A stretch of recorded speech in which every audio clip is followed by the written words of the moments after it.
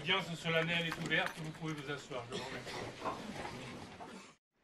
Je suis heureux d'être ici une fois de plus à l'invitation de Jean Leonetti. On est dans un territoire exceptionnel, c'est quand même dans la période de 2008 qu'on fermait tous les tribunaux de commerce en France, qu'on a construit celui d'Antibes Jean Lébin. Donc on peut tout rêver à partir de là. Rappelons-nous que notre droit est un droit subtil, fort et subtil, parce qu'il est fort, c'est-à-dire qu'il laisse toujours une large appréciation au juge.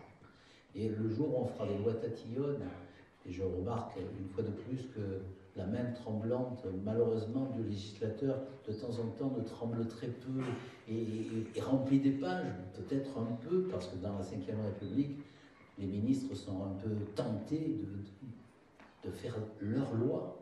Bien, on constate quand même que c'est bien les lois floues. Non pas floues parce qu'elles ne permettent pas de voir la clarté, mais des lois qui laissent l'interprétation, qui laissent les circonstances, qui laissent l'humain, qui laissent la personne, que ce soit dans le domaine du pénal ou du civil, dans le domaine de l'économie ou de la justice rendue. Il est très important qu'on rende la justice à quelqu'un, à des personnes et dans des circonstances particulières. C'est la raison pour laquelle je pense que s'il y avait une grande réforme à faire, c'est simplement de donner les moyens à la justice de s'opérer sereinement, parce que, comme M. Bâtonnier l'a souligné, la France est un pays qui a plus d'hôpitaux que les autres, qui a probablement plus de policiers que les autres pays de l'Union européenne, mais qui a beaucoup moins de magistrats et de moyens que l'ensemble des pays européens. Moi, je suis très confiant pour 2017.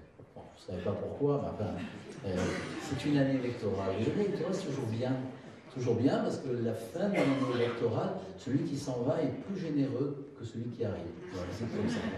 Et en même temps, dans une année électorale, il y a toujours toute une vague d'espoir. Il va y avoir 10, 12 candidats aujourd'hui, peut-être moins à la fin, et chacun portera une espérance. Et c'est la force de la démocratie, justement, que ces espérances-là, elles se traduisent par une volonté populaire. Et je suis sûr que 2017 est une année positive pour l'avenir.